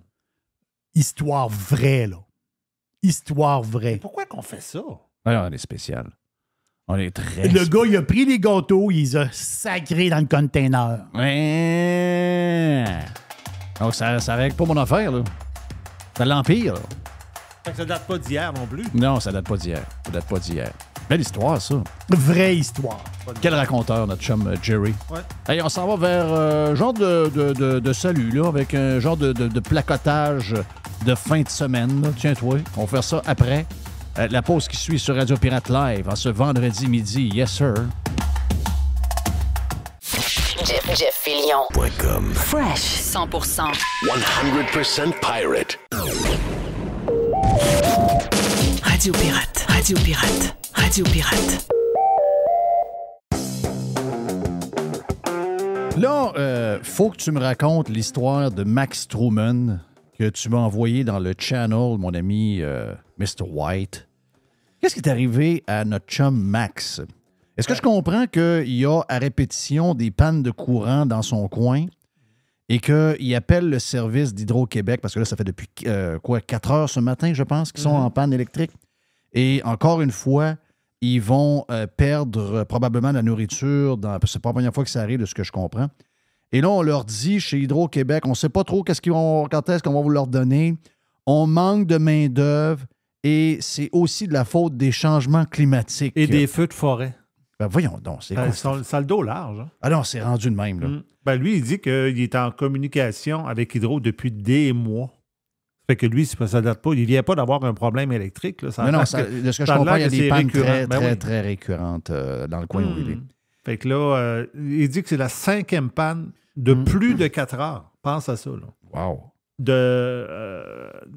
Dans plus ou moins 4 mois. Donc, à un moment donné, lui, il y a vraiment un problème. Je ne sais pas si c'est juste lui ou ben non. Enfin, mais qu'on y parle la prochaine fois, il en parlera. Là. Je ne sais pas si c'est juste lui ou ben non, si c'est son coin au total. Là. Mais là, tu sais, c'est plate, là, parce que là, lui, il dit qu'il perd. Ça fait 4 frigidaires qui remontent. Là. Ben oui, c'est pas juste. Là, tu perds toute ta bourse. Regarde, salutations en plus au propriétaire du restaurant Côte à Côte. Oui. Est-ce que c'est le Côte à Côte, c'est-tu un genre de restaurant apportez votre vin? Ça vient peut-être de Chicoutimi, ça?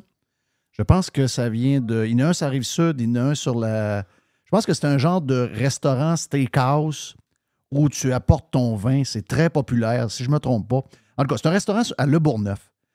Et il a fallu qu'il aille dans les médias expliquer que Hydro-Québec a annoncé à l'avance qu'il allait faire des travaux sur le réseau dans ce coin-là, alors qu'ils savent très bien qu'il y a plein de commerces, dont des restaurants, et qu'il allait faire le travail le samedi soir à 7 heures.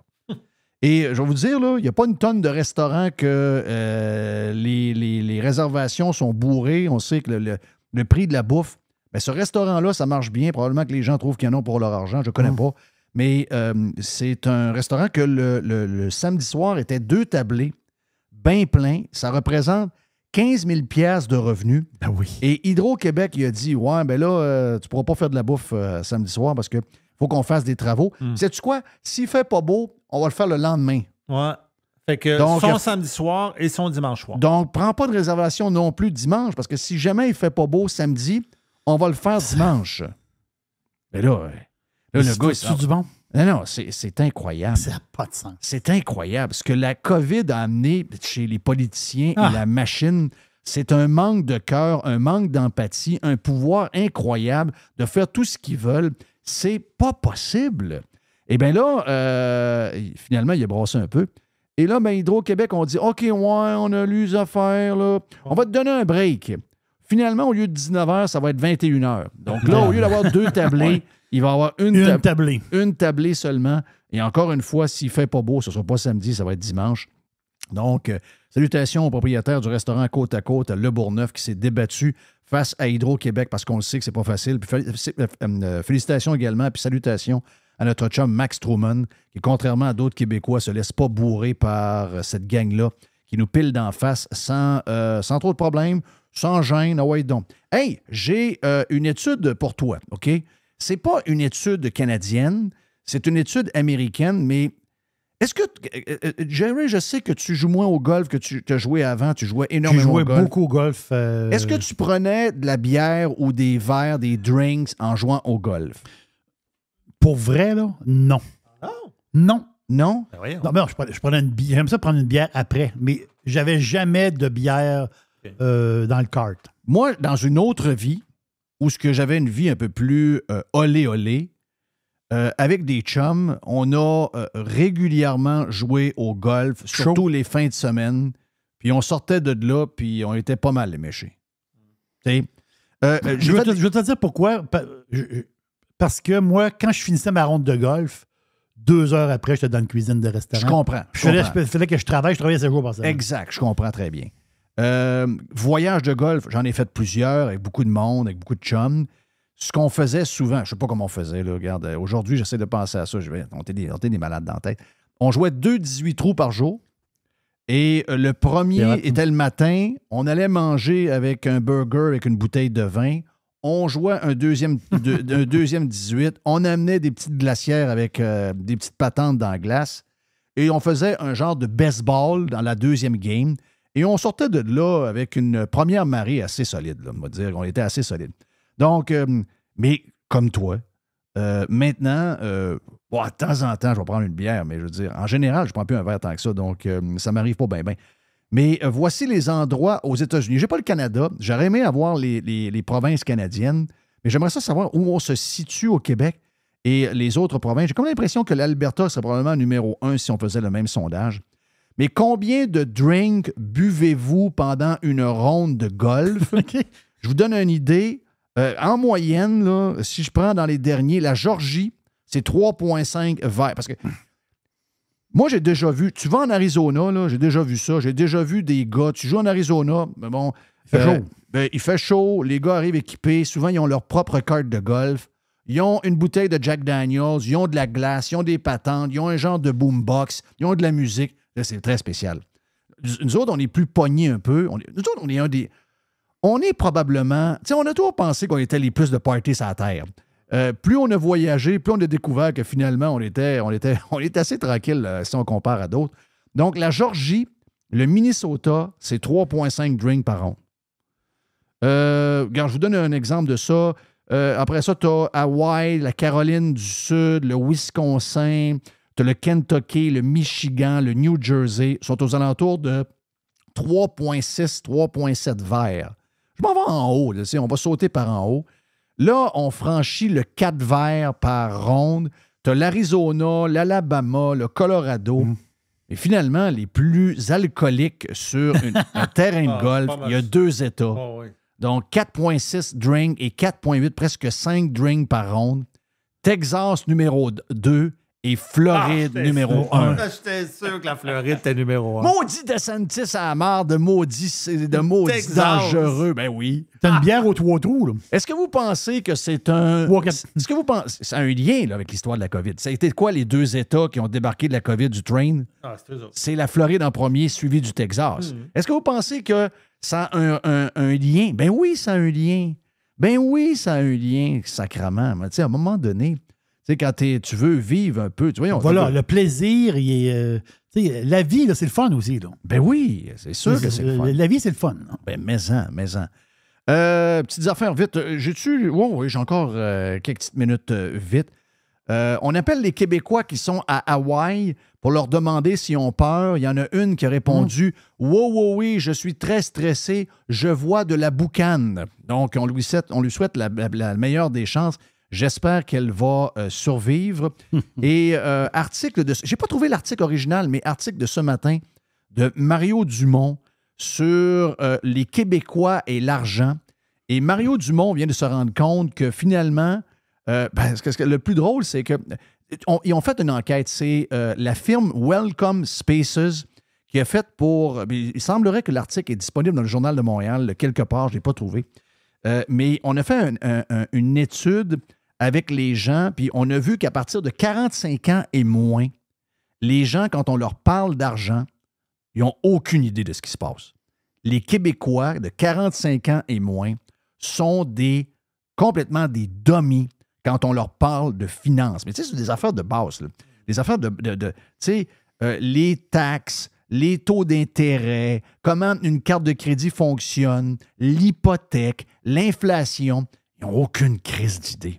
C'est l'échec du système d'éducation, dans le fond. Ben, les 45 ans et moins, c'est les premiers qui ont plus eu d'économie à l'école. Nous autres, on en a eu, hein? Ouais. On en a eu. Oui, on en a eu. On en a eu. Puis on Oui. avait, moi, je regarde, secondaire 5, je pense, avec Paul Boivin, que je salue. Paul, qui était un super de bon Jack, oncle de mon chum T-Pinch.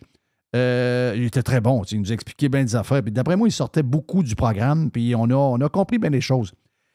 Mais le pire, c'est que de toute la gang de 45 ans et moins, OK, si je me fie à l'étude de Welcome Spaces sur les Québécois, savoir s'ils comprennent des affaires de base sur l'économie, les pires de la gang, c'est les 18-24 ans. Et les 18-24 ans, la différence avec les 25 à 45 ans qui, eux autres, n'ont pas eu de cours d'éducation économique, eh bien, les 18-24 ans ont eu le nouveau programme d'économie rentré dans les écoles dernièrement. Et sais-tu quoi? Les crises de profs n'ont pas été capables de leur apprendre à rien. Ils comprennent. Ils ont eu un cours en économie, mais ils n'ont aucune idée c'est quoi l'inflation. Ils n'ont pas d'idée comment une carte de crédit fonctionne. Ils n'ont pas d'idée de l'histoire des taux d'intérêt. Ils n'ont absolument rien. Mais qu'est-ce qu'ils ont fait dans le cours d'économie, vous pensez? Par contre, ils savent que la planète brûle. Ils savent que la planète brûle. Ils savent que Trump, c'est un méchant. Voilà. Ils savent que Harper, c'est un méchant. Donc, on sait. Moi, je l'avais dit au départ.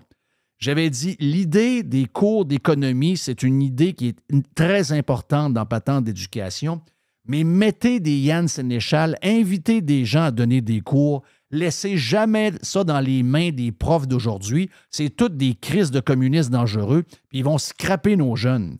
Eh bien, c'est exactement ce qui est arrivé. Je n'ai pas de plaisir à vous le dire. Ben non. Tu sais, je dis ça avec un genre de sourire dans le fond, mais je n'ai pas de plaisir du tout.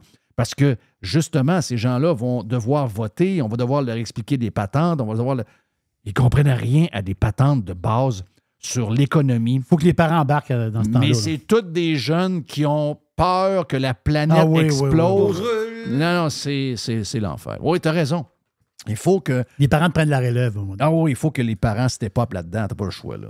Tu n'as pas le choix. Nous autres, on en a fait une genre de maladie. Nos kids sont...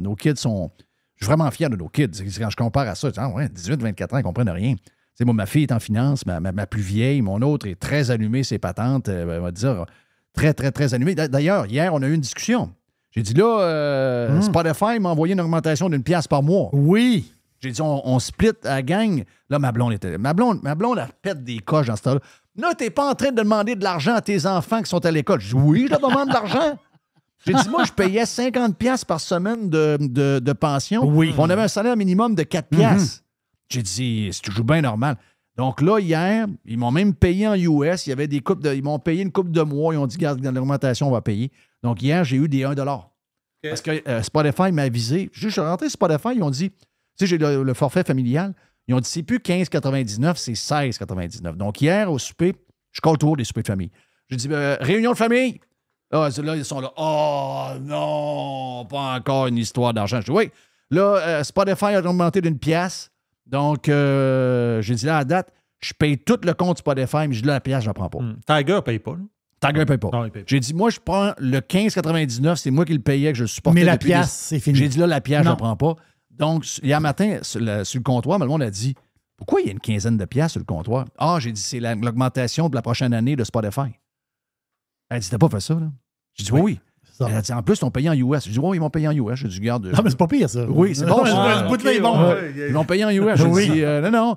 Elle dit, t'es vraiment spécial. J'ai dit, non, je suis en train de leur expliquer que la vie coûte plus cher, puis que là, ils commencent à travailler, puis ils peuvent participer à Patente. J'ai dit, on les aide avec la voiture, on les aide avec les études, on les aide avec le Netflix, on les aide avec le téléphone cellulaire. Je dis, à un moment donné, même si Spotify, c'est du surplus, là. Mais tu sais, ma blonde, elle ne comprend pas ça. Elle n'a pas eu, elle, de pension à payer. Toi, tu n'as payé une. Oui. Toi, tu n'as pas eu le temps parce que tu es parti de bonne heure. 50$ par semaine. Moi, c'était 50$ par semaine. On avait le même chiffre, toi puis moi. Ben oui. Puis, sais-tu quoi? Je trouvais que c'était un bon deal. On gagnait, j'avais 2-3 jobs à ce moment-là. On gagnait moins cher de l'heure, mais on travaillait fort. On faisait beaucoup d'heures. On avait un lit, puis le frigidaire était plein. Un lit, frigidaire, je pourrais prendre de la bière à mon père, puis ma mère faisait lavage, puis Si j'étais là pendant le souper, ben il y avait une assiette qui arrivait. Oui. Quand même pas si mal. Très bien. Oui, mais là, ma blonde a dit, tiens, ça n'a pas de bon sens, ça, cette affaire-là. Comment ça que tu payais pension? Mais j'ai dit, il y en a plein dans les années 80 qui payaient pension. Sinon, nos parents n'étaient pas capables d'arriver. Je vois le vent. Il est arrivé 2 bébés, un peu en accident tard, des jumelles sur le tard. Donc, il a fallu faire quelques sacrifices. Jerry, bon week-end. Yes. Mr. White, bon week-end. Première semaine de fête, c'est fait. N'oubliez pas que vendredi prochain, on va avoir un best-of du Prime pour vous autres dans le live et le but. Puis en même temps, on va vous offrir de vous inscrire avec une semaine gratis ou une dizaine de jours gratis. Vous pouvez vous inscrire si vous en voulez plus. Donc, on va vous titiller un peu pour que vous ayez le goût de venir vous inscrire sur Radio Pirate, la version Prime. Donc, le vendredi, sur Radio Pirate Live, à partir de la semaine prochaine, on vous fait entendre des bons moments de la semaine dans le Prime, un peu comme on a fait cet été. Donc, ça va être un peu différent. Là-dessus, bonne fin de semaine. Je le sais, la température n'est pas diable. On commence à s'habituer un peu. Là. Regarde, c'est moche, mais pas grave. Regarde, écoutez quelque chose de le fun. Johnny Football, donc Johnny Manziel sur Netflix. Si vous aimez les documentaires de sport, écœurant à écouter. 5 étoiles sur 5 pour moi. Donc, bonne écoute. En tout cas, peu importe ce que vous faites en fin de semaine, même si la température est poche. On se reparle lundi sur le Prime et également sur le live. Si vous voulez vous inscrire pour plus de Jeff, de Jerry et de toute l'équipe, allez sur radiopirate.com.